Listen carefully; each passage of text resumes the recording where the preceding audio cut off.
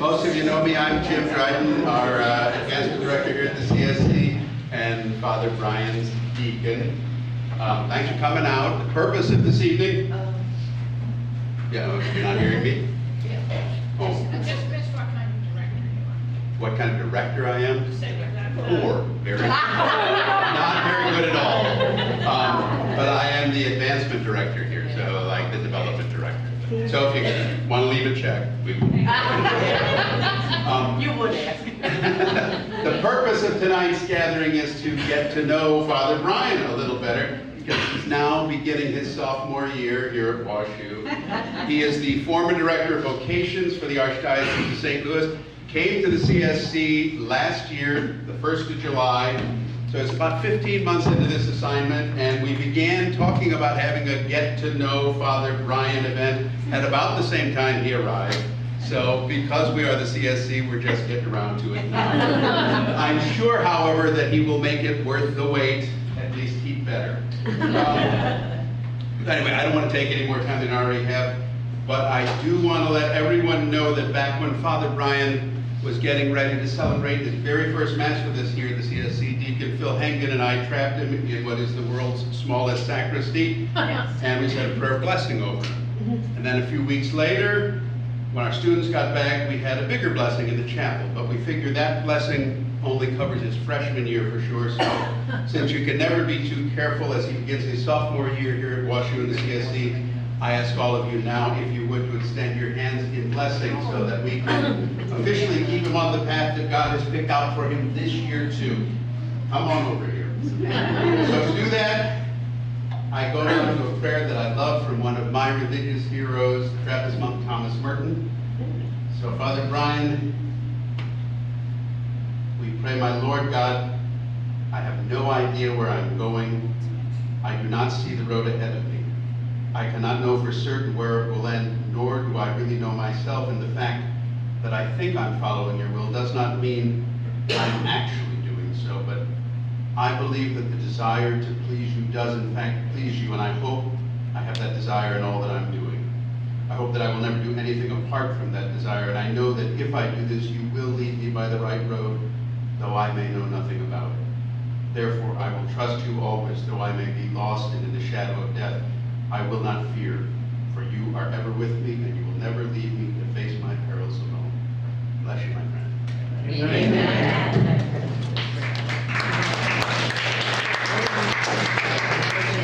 Good prayer. Merton's one of my favorites too. Mine too. I tried to get into the retreat center there in Gethsemane, but they were full because I've got a retreat coming up, an annual retreat. So I'm kind of annoyed at the Trappist. I was like, let me go to a retreat with Thomas Merton. Okay, so we have to start an activity. So it's going to involve you sitting and standing. I'm being nice and not making you move across the room, okay? We just did this activity with our first years and our sophomores at Freshman Escape and Sophomore Splash. So I just thought to give you a little taste of the campus ministry, and as awkward as it was for all of them, that we would just extend the awkwardness to all of you, okay? We're going to do a sit or stand exercise called this or that. Okay, so you're going to let me know a little bit about who you are and just kind of answering these questions. So if it's the first one, you'll stay seated, okay? If it's the second one, you'll stand up. Does that make sense? Yes. Okay, we're going to practice. Coffee or tea? So if you're a tea drinker, you're standing. Oh wait, I said it wrong. Okay, if you're a coffee drinker, you're standing. No. This is really great. Tea second. If you're a tea drinker, you're standing. Okay, we're going to start over. Everyone sit down. I'm going to drink some of this sugar. Okay. How about raise your hand? Yeah, how about raise your hand Yeah. if you are the second one, okay? If you're the first one, don't raise your hand. Okay. Coffee or tea? Okay. Tea. What Ted Lasso calls brown water. Sweet or savory? Raise your hand if you're savory. I don't know what savory means either. Okay. Unsavory. Ice cream or cake? Raise your hand if it's cake. I can't eat a whole sheet cake like Father Gary can. Not white sheet cake, but I do like this next one. Beach or mountains? Mountains, raise your hand. Okay, yeah. Part of me is just like, not the beach. So, yeah, for this hasty self. Books or movies? Raise your hand if it's movies. Yeah, it's right. It's like, what do I have to decide, right? This is how the first is too. City or countryside? Raise your hand if it's countryside. Okay. I'm playing too, by the way. So, okay. Sunrise or sunset? Sunset. Yes. Missing.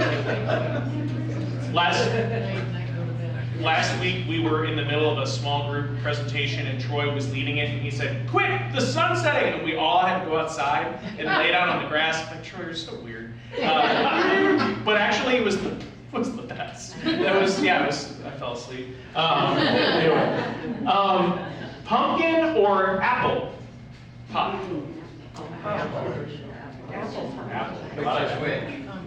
Apple is the raise your hand. Introverted or extroverted? Depends on the circumstance. I'm glad Andrew's doing the same thing. Early bird or night owl?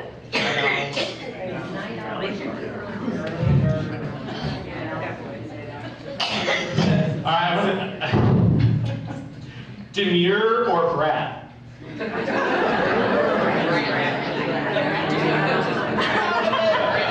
These are Kate, what is demure? Very mindful, very cutesy. This is the stuff we have to deal with the students. I don't know what brat means.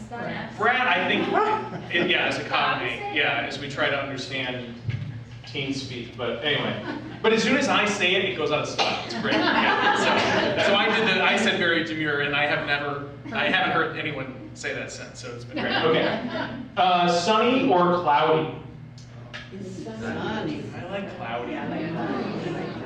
Not too much though. Not Ireland. Phone call or text? Text, raise your hand. Spicy food or mild food? Mild food. Although I do like the spicy Doritos. Those have become, palate changing. Online shopping or in-store shopping? Online is no hands. In stores, raise your hand. In stores? Yeah, I'm online.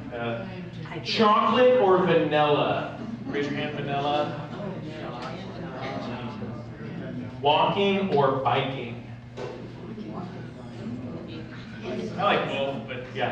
And then last one, live concert or studio album? Studio album? Yeah, the live concert, I think. The recording of the live concert, you get to hear all the hooting and hollering. Yes. So anyway, I just thought that was a fun thing, just to get to know a little consensus about everybody here. Thanks for joining us this evening. Thanks for joining me. I just thought that as we were trying to figure out something to do, I said, well, let's do an evening on prayer. And someone said, that's kind of boring. I was like, okay, that's fair. Maybe I don't lead with that. Maybe it'd be better to have an introduction to who I am a little bit, but then also building off of that, we can talk a little bit about how I've been able to meet the Lord, and then maybe there might be something that would resonate with you, maybe something that would be able to be helpful as you move forward in your journey, as you continue in your faith journey. Thanks, Julie, for pausing the thing, because it's probably distracting. So, I feel like the microphone is not actually helping. I feel like it's just blowing. Okay, all right, great. All right, so, I was born on Valentine's Day, 1986, to Brian and Mary Kay Fallon. They are two of the greatest influences in my life. I'm very grateful to them.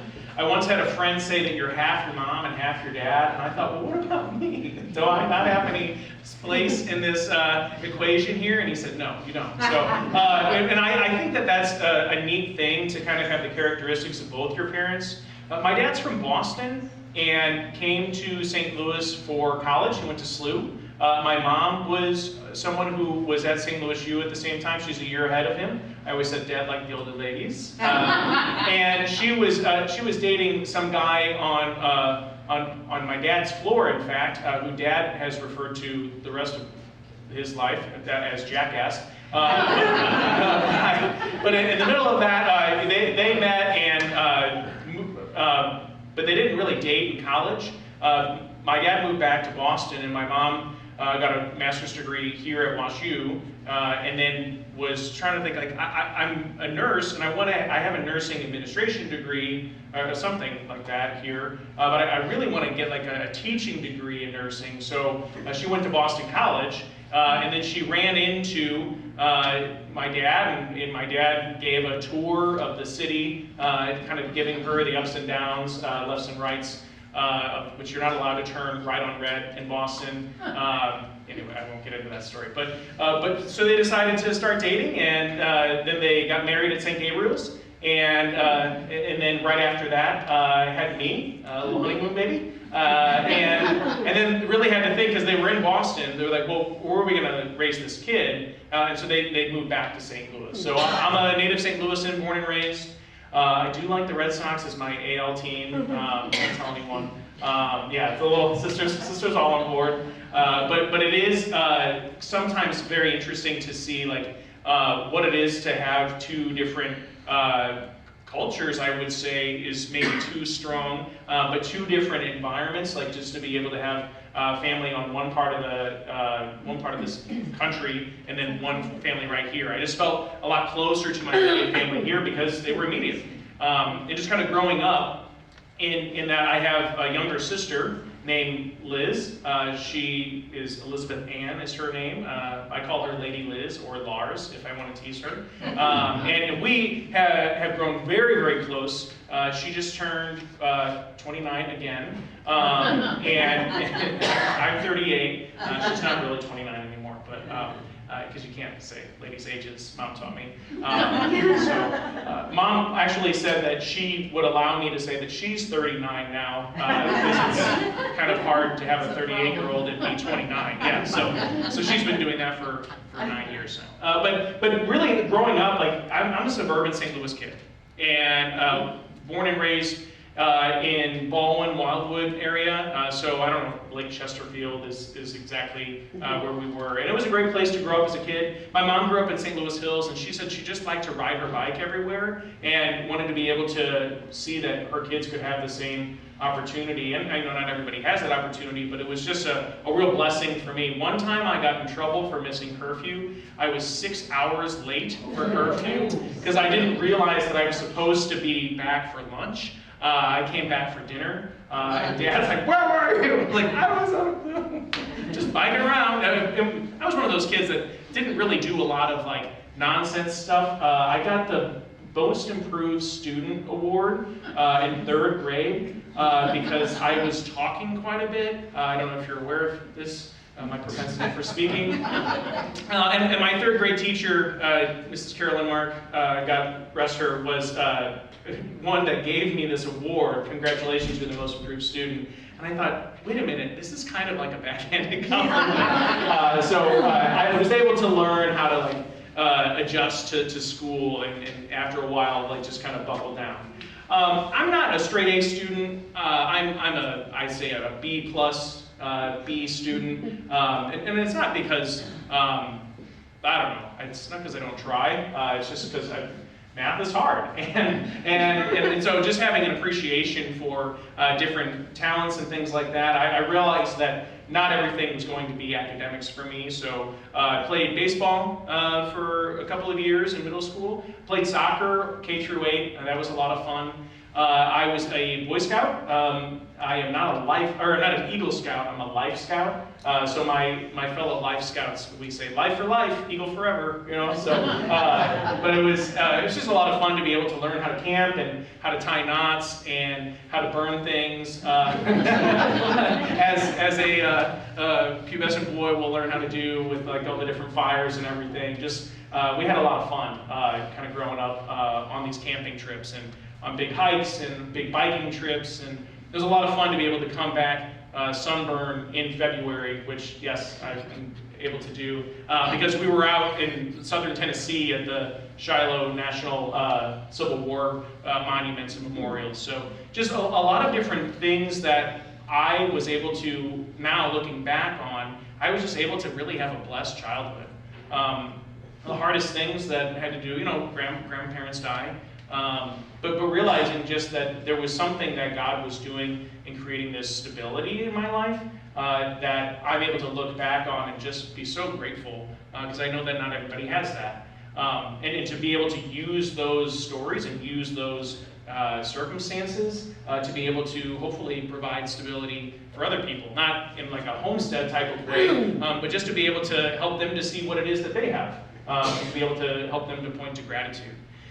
One of the scariest moments of my life was whether or not I was going to get into SLU High. Not exaggerating, because the principal pulled me aside. She's like, well, this might be, you can go to this other school and maybe you could get in. And I'm like, well, I don't want to go to DeSmet. And so, sorry, DeSmet grads, if we have any here, the doors are over there. But really, it was scary because I hadn't really faced any sort of rejection. I had the bullying and, kind of like the teasing type of thing, but I was just worried about what that would look like. And so, I was very happy when my mom went out to the mail and got the letter, and she's talking to the mail carrier forever. I was like, Mom, I'm in. And so I opened it up, and I got accepted to SLU. And SLU was really good because it helped me to see that education is really important. SLU, just like many other schools, public and private across this area, do two things. And what I'm grateful for SLU is that it taught me how to think, and it taught me how to write. And I don't think that's always the case in every education background, but just to be able to think and to write. And then the third thing, and I'm not a SLU ambassador, I do have my 20-year high school reunion coming up next week, but the third part was to be able to do so in a Christian context.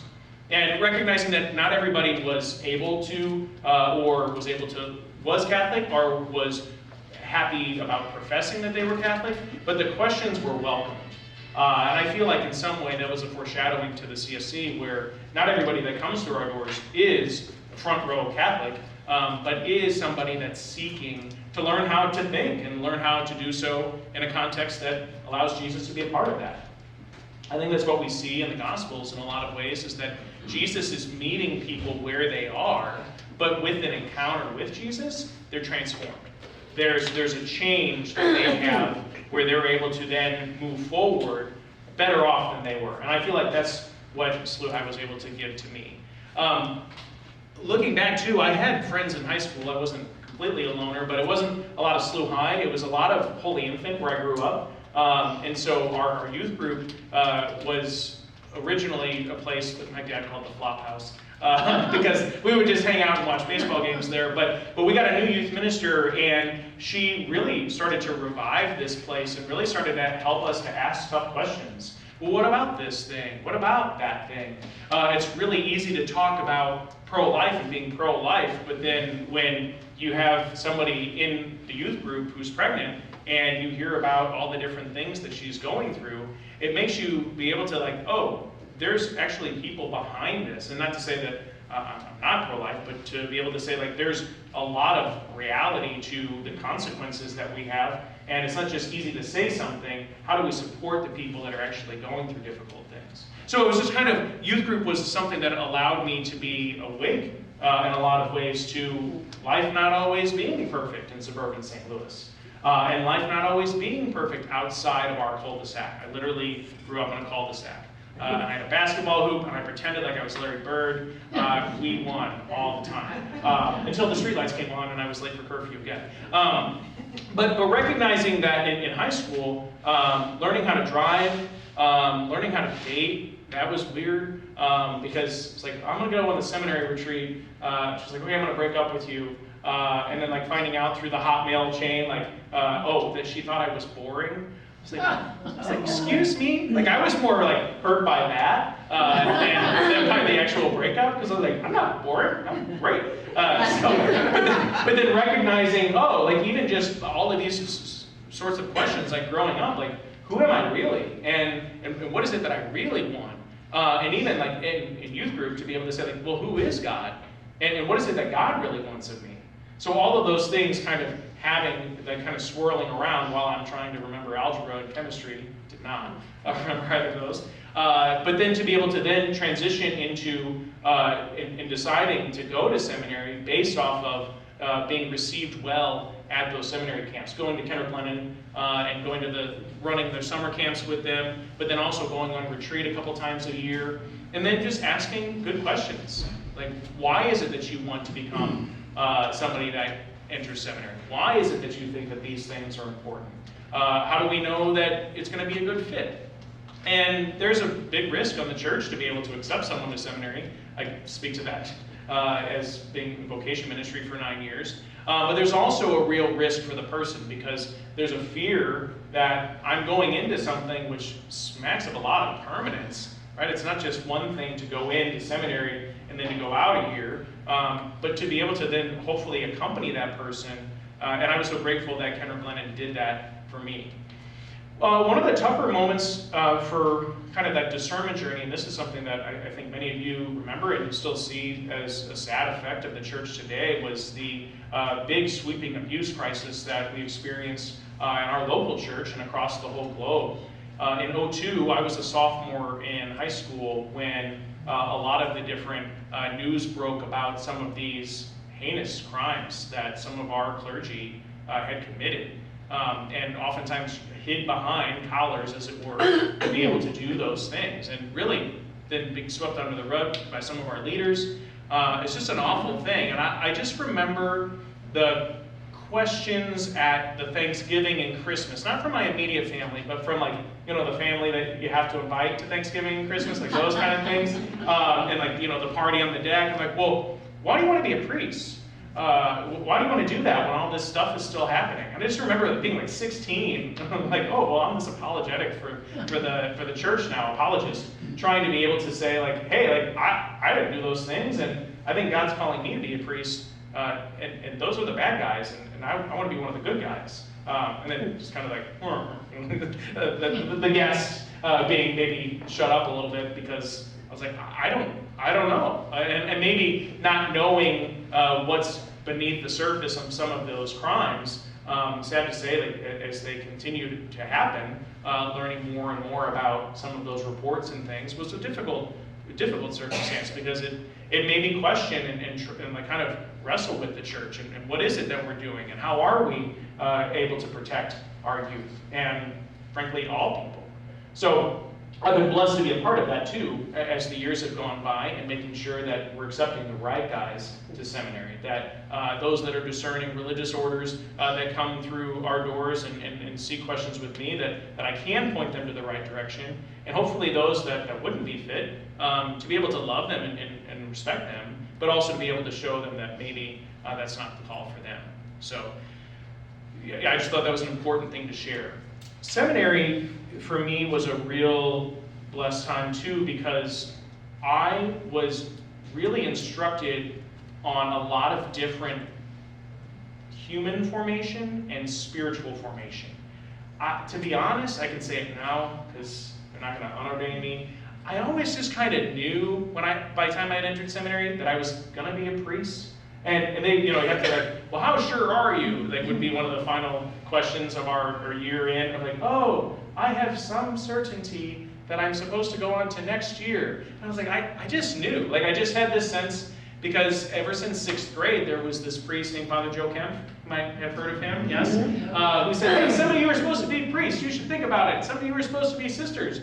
And I just remember feeling this like, oh, I think that's what I'm supposed to do, you know. And that kind of grew over, and that's not because I'm Star Spangled Awesome. It's just because it was a gift to be able to have that clarity.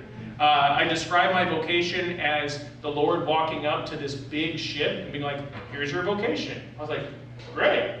And then walking inside the ship and being like, hello, hello, it's echo in here, like it's empty. He says, yeah, we have to build it together. There's no motor right now. So slowly allowing the Lord to do that over seminary was hard because there was a part of me that was wrestling with how do I be me and how do I be a priest? Because they kept saying you don't want a cookie cutter priest. And yet they kept telling me I had to change all these things about myself. And I was like, so which is it? You know, because it sounds like you just want me to be like Tony over here, not the real Tony. I just, yeah. But that you have to be straight-laced, or that you have to, you know, do these things. And then the priest who was in charge of this really said, don't change who you are. I'm like, yeah, but you're the guy telling me to stop biting my nails and to sit up straight, not to stay up past curfew. Even in the NLCS, when the Cardinals beat the Astros in 05, I ran down the hallway and scared the old priest. That was great. He was wearing his Chinese food pants, that's what we called them, because he just wears, you know, it's like, oh, he's going to have Chinese food and go smoke a cigarette, because he'd be wearing these sweatpants. Sorry, I'm way in the weeds here. But to recognize that I had to be able, and still learn, to be able to say, like, what is it to be authentically me? Like, what is it to really be me? And I think that I've been able to recognize that Jesus wants to teach me how to be authentically me. And there might be moments where I'll say or do something where, okay, maybe that's kind of the character or caricature that I've made of myself because it's a default. But maybe the Lord is saying, well, what if you're able to speak to a deeper level? What if you're able to not just lead with a joke, but lead with sincerity? And if there happens to be some humor attached to it, well, then there's nothing wrong with that. That's a part of who you are. So I think really what the seminary taught me was authenticity. Because some of my brother priests, like, they're really different than me, but some of them are actually really, really close to me and the same interests, the same hobbies, and we just allow the Lord to be the one to use us in our individualness and our uniqueness to do what he sets about to do, to be able to help renew the face of the earth. And I don't think that's just proper to priesthood. I think that's proper to all the different vocations. And think about your own life and your own relationship. Like if you're not being you in your vocation, are you really like allowing the Lord to work through you? If you're not being authentically yourself, I would say no. But yeah. So ordained May 26, 2012. Really happy day. My grandmother on my dad's side, God rest her, was in a wheelchair at the time for my first Mass. And so instead of like, someone forgot to wheel her out of like the pictures. So like, you know, because okay, here's the Fallon family picture. Here's the mom's side of the picture. Maybe grandma, like, you can move over here. So she's just in every picture, which is great because like now I look at the pictures and I'm like, and there's grandma. And grandma's just like, this is weird, but it's just the circumstances. So Cardinal Dolan's from Holy Infant, and where I grew up, and so we invited him to come and be able to preach my first Mass, which was really neat. I don't really know Cardinal Dolan that well, but the fact that he came back in town and he spoke about a new priest from Holy Infant was really a beautiful thing. But what I loved about how he did that was that he didn't overshadow me. Like, here's this cardinal, the Cardinal of New York, who recognized that he could slip out the back door afterwards and not make a fuss. He probably didn't want to go to the reception anyway. But that it was something that was just neat that we were able to make that connection because his first grade teacher, Sister Rosario, was my principal throughout my years at Holy Infant. So, and this Irish nun, along with the others that were so important to me, like their constancy and their kindness, but also their sternness as educators. Like they wouldn't, like, they were like, oh, you know, whatever. Like, no, sit down, we're having math. Like, and they're like, oh, okay. Thanks, Sister Valencia. Did not do well in math. So as I said before, I got a 68 on one of my tests, and I was supposed to get it signed by the parent. but I just slipped it back in the pile, and then she wrote on it, "Did not sign first time." So, anyway, that's okay. But really, being ordained, it's Mary. Can we talk about this a little bit? Yeah. But after being ordained, like it was just this weird sense of now what? Because like now, as one of my friends put it, it's like, well, I guess our next milestone is heaven. I was like, wow, that's maybe a little reductive. Like, yeah, there's other things we can look forward to, different assignments and things. So I was assigned to Queen of All Saints in Oakville, and I loved being down at Queen. It was idyllic in the sense of, here's this parish, and all the parish stuff was happening all the time. So I could wake up and do the early mass. It was 6:15. I'd be like more 6:17, to be honest. They would call me and be like, "It's 6:11, Father." And I'm like, "I'm on my way." I was not. I had just woken up. And I made it down there. And then afterwards, I'd get a coffee. I'd do my prayers. And then I'd go over to the school, and I'd make fun of the school kids as they came in. That was so great. And then I'd go through the school and like kind of talk. But then at the same time, there'd be the call to the hospital, or there'd be the funeral home, or there'd be the nursing home mass, or there'd be the school mass out of the high school, or there'd be going to the youth group, and then there'd be the funeral that would happen, and all these different things, and it was just so fun. And I hate to say like some of the sad moments were fun, but it was just, I was doing what I was supposed to do. I was doing what I was called to do. And that, as a priest, what's so interesting about it is that if you think of a parish being set right in the middle of where people live, like it's very intentional because the priest is like right in the middle of people's lives. And sometimes maybe like they don't like it because it's like Father's in our business again, but just like living with people, and the marriages and the burying and the baptisms and the first communions and the dunking booth. I have experience with the dunking booth, not just at the CSC. It was just such a blessing. And it was those 3 years where I really learned a lot about myself, because I recognized that even though I wanted to do things my way, that the priest who had been ordained for 40 years maybe had something to teach me. That is, maybe I wanted to hang out on a Saturday night with friends and he wanted to have dinner together, that the reason why he wanted to do that was because he wanted to build fraternity. And I would say now, looking back on it, paternity, and being able to counsel me and guide me. And to recognize that all the different things that I was doing, that as I was running around doing all of them, that was great, but if it wasn't rooted in Jesus, if it wasn't rooted in prayer, then it was just me showing off and doing all these things. And so that's been a good reminder, because sometimes, as you know, like this is a busy place and you can get swept up in the activity of it, but if you're not remembering for whom we're doing them and with whom we're doing it, through him, with him, and in him, then you're kind of missing the whole point. I'll say this, when I went to the vocation office, it was really hard, because I was looking forward to that role, and in vocation ministry, like kind of this is how it works all the time. It's like there's a little gossip about it that from the person that should not know, and then there's the confirmation from the Archbishop later on. But when the Archbishop said in 2015, like, "Hey, I want you to do vocation ministry, but I want you to live with me," that was weird. Like, it was hard. Not because Archbishop Carlson's weird. Archbishop Carlson's great, but it was just not a parish, and it was Lindell, and there were fire trucks. Archbishop thought that I was blaring my music, but it was the bi-state bus. Like,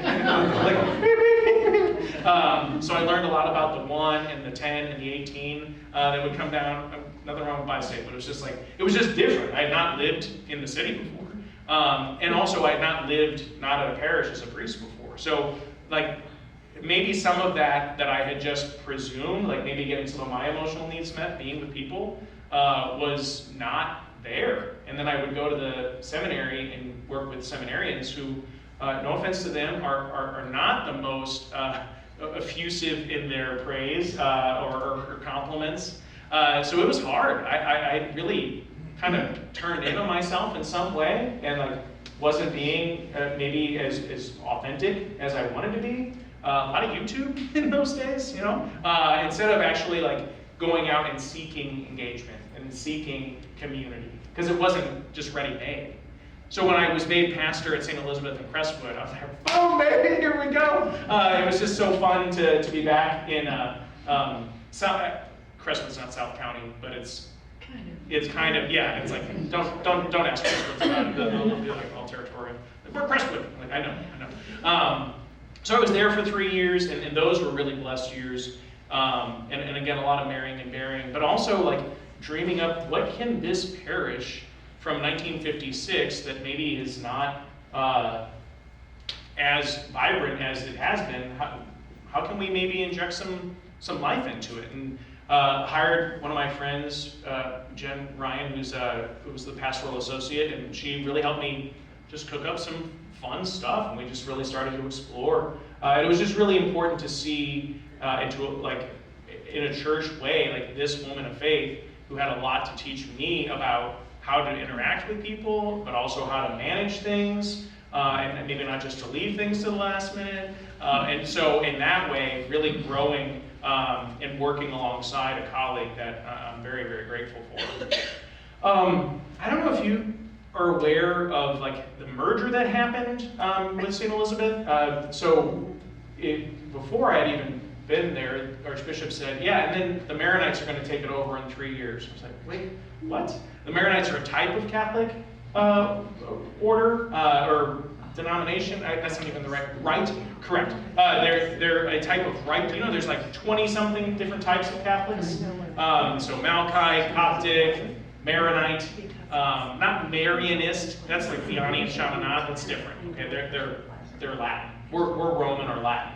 So anyway, learning how to be able to welcome this culture and to prepare for this group of Catholics to be able to then merge with Crestwood was really, really hard. And then when we announced it, it was something that maybe some of our parishioners didn't really like. And I wish that we had had a little bit more time, but we announced it in late winter of 2020. And I don't know if you're aware, but there was this thing called COVID that happened. Learning how to do, learning how to do COVID was something that I was not prepared for. And Jen and I just gratefully had this guy who said, well, I'll do your camera stuff. Like, great. 1, 2, 3. Now we can have 7 more people in the church. One time there was an opening, and I said, Mom, come. If you come to church right now, like you can be the 10th person. She said, well, my hair's not done. She's like, wait, I get to go to Mass? Never mind, I'm coming. So, but it was just really tough because to not be able to, and you remember this from your vantage, but not to be able to commune with my people.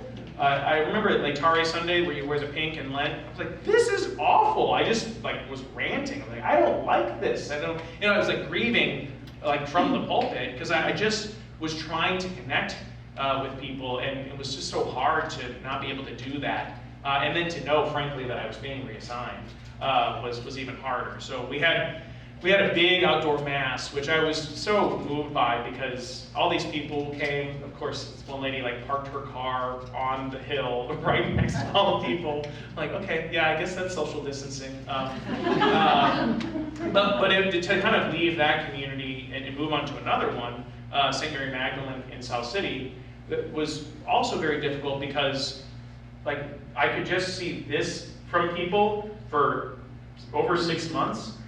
This one lady, I saw her take her mask off across the parking lot, and I remember shouting from the rectory, Peggy, your face! Because just to like see someone's face, to be able to recognize, and so to not really be able to introduce myself, but frankly not really to be able to know the people, was a real tragedy, I feel like. And I don't still think that we're going to be able to understand that for many years to come.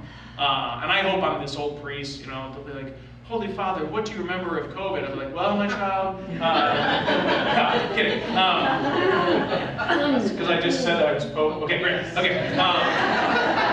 2056, look out, it's coming. I'll be 70, it'll be good. But to recognize, like, I think we're going to look back on it, and we're just going to be able to be astounded. How did we get through that?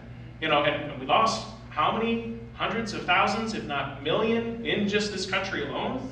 And to be able to know that we were totally unprepared for that. And I'm not even talking about like the management of it. I'm talking about, like, we've just never seen anything like that. So, and I also think the church had no idea how to respond to it either. And I think we all just kind of did the best that we could. And for my little slice of Crestwood in South City then, from July of 20 on, that was just a really hard thing. And I still think I'm trying to like pray through what that looks like. All of this to lead up to like the final years at Magdalene were very beautiful. They were also hard because I knew this all things new thing was coming, and I think part of it, like when I'm talking about like this priesthood and it was like, well, was he going to talk a little bit more about himself? Like in a lot of ways in those years, like this was kind of who I was. And I just really found myself trying to be father to these people. And it was, I mean, I did other stuff, like, went to ball games and stuff, like went down the street to the local watering hole, Golden Hoosier, Old Southtown pub. So Jen and I were there the first night trying to be able to say, hey, like, can you allow us to do a monthly speaker series here? And they're like, well, yeah, sure, on a Monday night, like, that's fine. Well, not a lot of traffic on a Monday night. It was great. And we had this event called Bar CIA. It was awesome. Because we just talked about faith topics and we filled the upper part of the room. And not so much because of how good of a speaker I was, but because of how well prepared Jen was, and she's a licensed counselor and had good topics. But even more than that was because there were all these people that really wanted community. Especially in those years following lockdown. And then we were able to gather safely and be able to just share community as a little small parish in South City. So it was really hard knowing that All Things New was coming, but we just decided to do a lot of stuff anyway. We had a decade dance, so at 5 p.m. we had 50s music, 6, 7, 8, 9. We blew the speakers at 9:30, which was awesome, that we blew it to like, I don't know, Baby Got Back or something terrible, but then like in the 10 and 11, like it went to 11 o'clock. It was so fun. We did Windows and Wine, we toured the stained glass windows of our church, and then in like the meaning behind them, we could do murals and Moscato here, I guess. I don't know. But just to do like and just to be able to do things outside of a liturgical context was great because we got to know people. So I'm just so grateful that you came here this evening. My last little piece, and then I want to turn it over to you, is that in that 2016 era, when I was living with the Archbishop, he just said casually, we were just sharing a pint at the end of the day, and he said, did you ever think about maybe like being the chaplain at the Catholic Student Center? I was like, oh, what? and he said, yeah, like you'd be good at that. I'm like, I just started the vocation office. I don't know. Like and I said, WashU is great. Like I'm all for it. But and I asked another priest. I said, what? And he goes, he says that to people that he's trying to compliment. He's trying to say like you could do well there, but he doesn't want you to do it now. And I was like, oh, okay. Like, thank you, because I don't like. 29. I didn't think that'd be a good time to go. But then as years went on and a certain predecessor decided that he wanted to start talking about his next chapter, it became not just this thing, but it became more like, and not just a rumor, but it became more of a reality to where the point where I was kind of annoyed. Because like of August 22, it started like talking again. Like people were like, "Oh, are you gonna go there?" Like I don't know. I'm just trying to be in South City. Leave me alone. I'm trying to do the vocation stuff. Leave me alone. And I was on this vocation trip to go see one of our seminarians who's studying in Boston. And I'd never been to Harvard. And I thought Harvard, like I saw Good Will Hunting and like Harvard Bath, like and it's just such a storied place that I thought, I just want to go see what it's like. So I'm walking around, I had a backpack, I was pretending like I was a grad student, and I went into the chapel and just to do my prayer time, and I finally, like, just talking about other stuff, like pray for this person, but I started like, look, God, I'm kind of sick of this rumor. Like, if you want me to go to WashU, like to the Catholic Student Center, like I will do that, but I need to know. I'm sick of like the chatter about it. Gosh, the priests are so gossipy. So I came back, and my office had flooded at the seminary because she will remain nameless, but a religious sister had flooded the wash bin right above. Poor sister. I was like, I tried to give her a hug. She's like, no. She was very upset. So when your office is flooded, well, you might as well just go see the Archbishop if he has open office hours. So I sat down with him in October of 22, and I said, listen, with respect, what do you want? Because I hear all these different things, but I don't know where I'm headed next. What do you want? He said, I want you to go there. I think that's where I want to assign you. But it's still not like a yes. So finally, in February of 23, I see him across the room, and he's smiling. He's got his 8th cup of coffee, and I was like, Father Gary, we're allowed to talk to each other now about this. He said, yeah, let's get together. Let's have a conversation. And so the preparation leading up into coming in July of last year was one that was really a blessing to me because of how well I was received here. Alicia, you remember the first meeting that we had, our clandestine meeting that all the students knew about anyway? Alicia goes, well, Father Brian, why don't you tell us a little bit about yourself? We first had our secret meeting off campus, but then we had one here, and she said, tell us a little bit about yourself. And I was like not prepared to talk about myself. And so I said, well, I'm mediocre at a lot of stuff. Like, I'm a golfer, but not a good one. I have a bike, but I don't bike well. And just like, and I play guitar, but not really. And so, but it was neat because the staff here, both the admin and the development and the students, and I'm sorry, the campus ministers who work with the students, were just so happy to see me. And I think what I've been able to be blessed by here is that in a lot of ways, Father is one who's ministering to the people, and that can be safe sometimes. That can kind of be, oh yeah, and with your spirit, okay, I'm gonna go back to the rectory, or I'll be with you in that important moment of your life, the anointing, the marriage, the baptism, the burial. I'll be there for pastoral counseling, but really I'm not embedded. This community doesn't let you get away with much. Like, you really have to be embedded in it. And I don't mean just the campus ministry part of it, but I really mean with all of you as the sister. It's like, you gotta show up. Like, you gotta be a part of it. And I think that's a high bar, but I've been so blessed by it because it's filled with hospitality and love. And I know that's not just because I'm the new chaplain. I know that's because it's me. Like, that you see past any clerical part of it, and you see past the priest part of it, and that, like, you're loving Brian, the person. And that's humbling and beautiful and a little vulnerable and scary. So, but it's great, because I think that's what Gary modeled so well for me, and his boldness was that he didn't want to hide. And I don't either, but I think it's a lot harder to do so here, and I'm glad for it. I want to transition into a little. Liz is texting me. There's no way I would date this guy, but you should be friends. Oh, okay. Sorry. I am not kidding.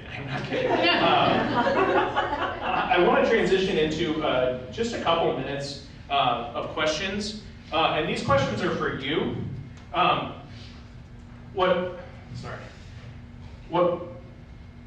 My favorite Bible verse is Psalm 16, and it's verse 11. The fullness of joy is in your presence, at your right hand, happiness forever.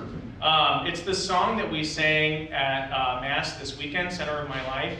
Thank you. Where are you? Yeah. Yeah, it was really good. Thank you.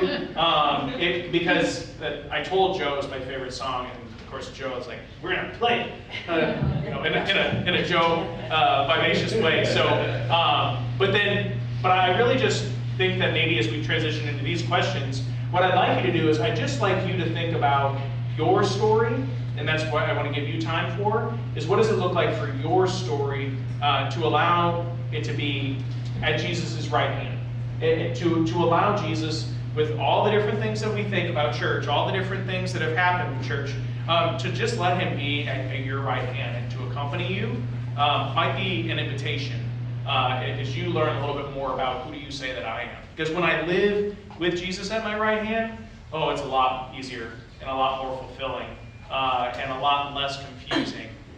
Because I find a happiness, not just surface level happiness, but like a deep abiding happiness. And I think that's all what we're looking for. Okay, I have to transition to this.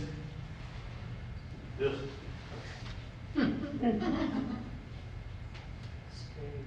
Oh, yeah, thank you. Okay, this, I'm sorry, annoying, but find someone you don't know, okay? I know. And give them the elevator pitch of who you are, okay? Go, do it, please.